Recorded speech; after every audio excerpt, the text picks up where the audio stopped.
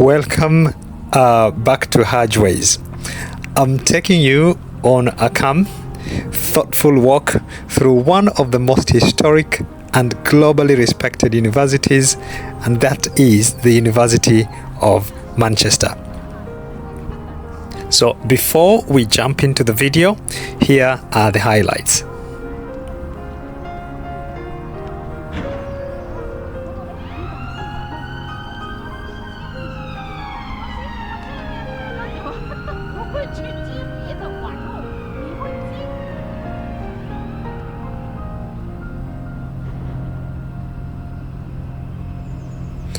We are starting here at Brunswick Park, a peaceful green space surrounded by some of the university's oldest academic buildings.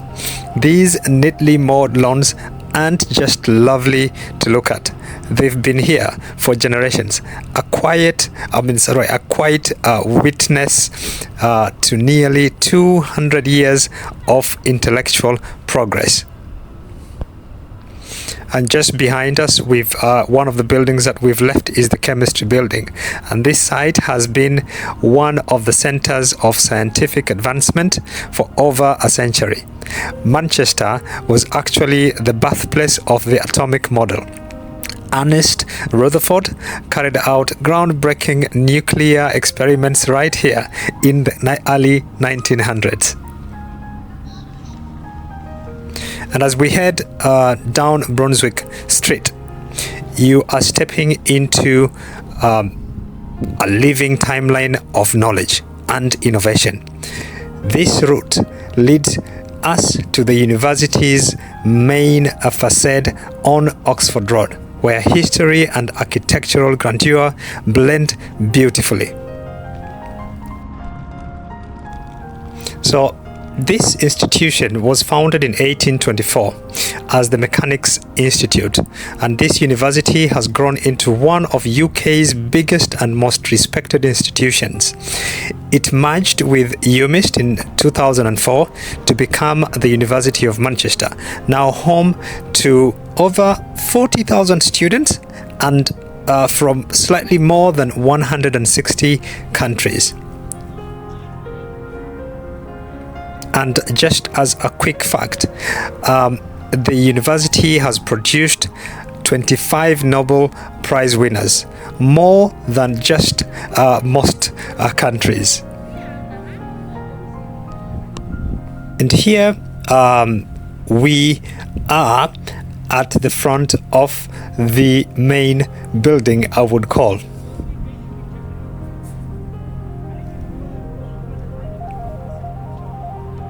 You can even see by the architecture, the Victorian style, this would be where it all started.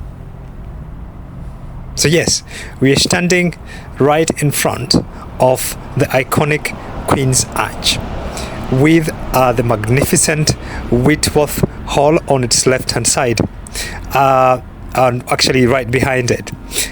This Gothic revival landmark has hosted countless of graduations and public events since it was completed in 1902. It is more than just a ceremonial place. It is in the mid 20th centuries, when even African and Asian scholars who later led their nations through independence walked through these doors. The hall symbolizes both excellence and transformation. So let's walk up up the Oxford Road. But some of the buildings on the left-hand side, on the main building of the university, would be the Visitors Centre, and also we have the Manchester Museum. So the Visitors Centre is great for getting maps, learning about the campus life, or starting a tour if you are new. And on the next, or beside it, juxtaposed to it, is where we have one of the treasures of Manchester, the Manchester Museum. And this museum is absolutely packed with wonders. Think mummies from ancient Egypt, or dinosaur skeletons, fossils, and cultural artifacts from across the globe. It is free to enter and used both as a public attraction and a hands-on teaching tool for students in anthropology, archaeology, and life sciences. As a fun fact, there is, or it is said that there is just over 4.5 million objects in the collection. We are going to come back and go into the university, so that into the museum, sorry, so that we can be able to see, or I can be able to show you what this museum is all about. And as you can see, there's many buses coming past here. If you watched my previous video, I did mention that this street, which is the Oxford Road, is one of the busiest roads here in Europe. But as we walk up Oxford Street, we are coming to this beautiful grey structure, which is the University Palace, or place. A modern contrast to the historic walls we've seen on our left hand side.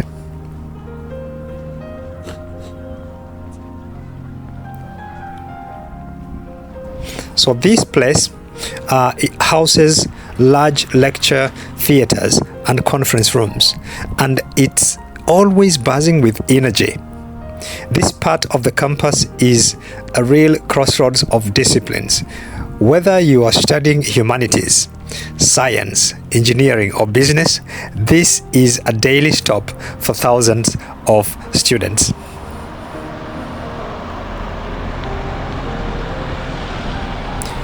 And now we are going to take a quieter walk through Walton Street. But first of all, let's catch a glimpse again of these historical grounds before we head further down to discover what this other area or other corner offers. So we are on Walton Street, and it is less crowded here normally. Well, I'm recording on a weekend, so there is no students, and at least I could move around freely. But don't let that fool you. Some of these of the university's most cutting-edge research happens here. We've got on the right hand side, I think that's the maths block, and then on this other side, right at the end, would be the information technology. So yes, as I said, there's mathematics, information technology, and also computer science. Here is where students develop algorithms, design softwares, and solve equations that might shape the future. This area looks totally different as compared to where we are coming from. You've got more modern buildings around here, especially at the far end, and you know, we're going to walk through and see, or be able to absorb this beauty of this area.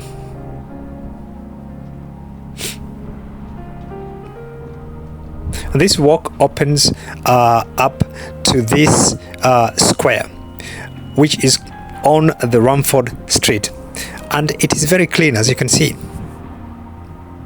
A more serene area with beautiful walkways and quiet gardens, at least for today.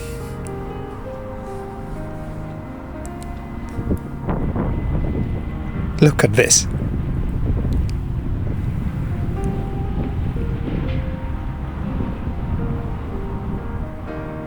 So as I said, yeah, Rumford Street is a cleaner and more serene area with beautiful walkways and gardens. It is a perfect example of how this campus balances modern research with heritage design.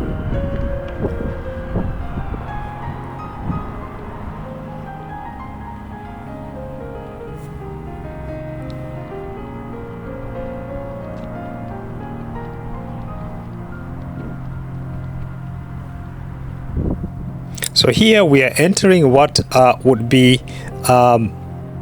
the Manchester's research core, including the Royce Institute, a national hub On our right hand side, it's a national hub for materials science. This university, the university's own graphene revolution happened right here in 2004, leading to a Nobel Prize.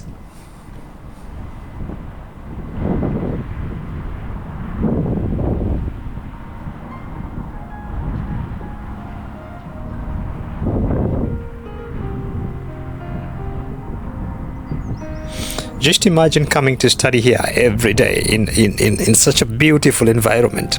I think it's quite, it's quite very conducive for students. I believe you would agree with me. And it's big. We've not even done half of it. I'm tempted to come back so that I can cover the other part and head all the way, further down behind us and all the way to the MRI hospital. It's really, really big.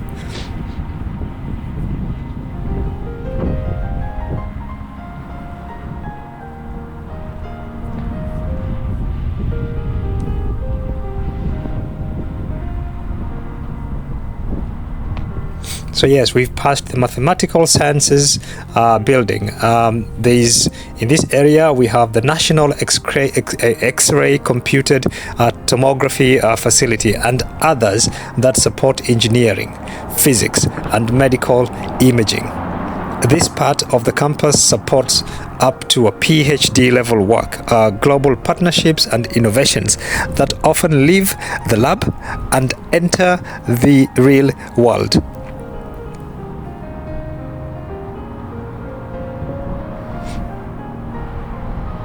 So let's head off briefly to Upper Brook Street, where we find one of the most unique accommodations in the UK.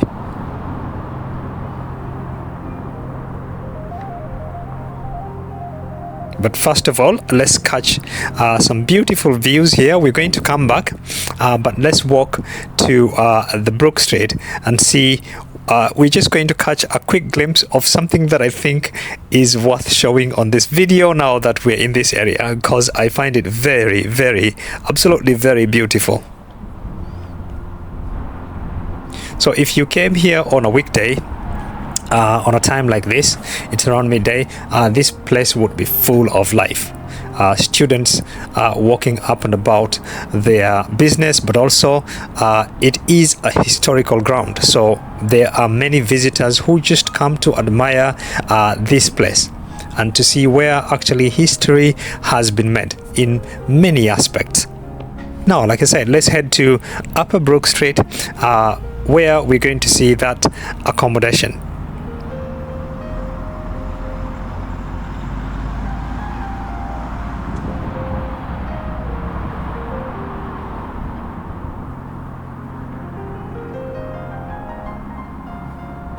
So this is one of the main roads here in town as well. I think it is the A34. I'm not very sure, but I think it's the M34. But anyways, it's the Upper Brook Street.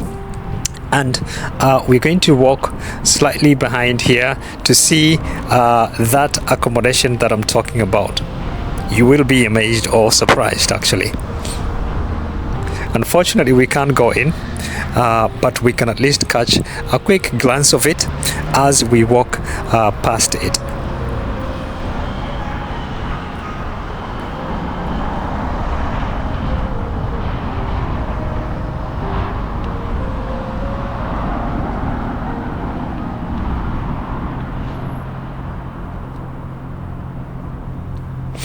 So there we go. It is a beautifully restored chapel that now houses students. Gothic windows, arched ceilings. So imagine doing your assignments under a stained glass window. This residence is especially popular with international postgraduate students. Modern rooms in a heritage shell. That is very interesting. Anyways, we are back on Booth Street East, where we're greeted by the James Chadwick Building, named after the man who discovered the neutron, right here in 1932. Another reminder of Manchester's deep scientific impact.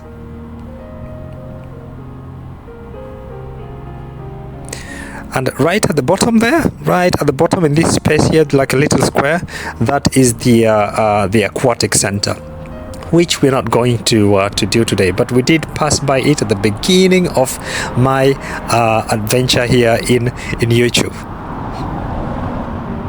But on that side as well, we have the Manchester CDF Research Centre, where engineers simulate airflow in everything from cars to spacecraft. And ahead of us also, we shall have the Crawford House, used for lectures in politics, sociology and economics. And finally, this will bring us to the Manchester Oxford Road, where we are going to conclude our visit today. Thank you for tuning in, and see you next time. Bye-bye.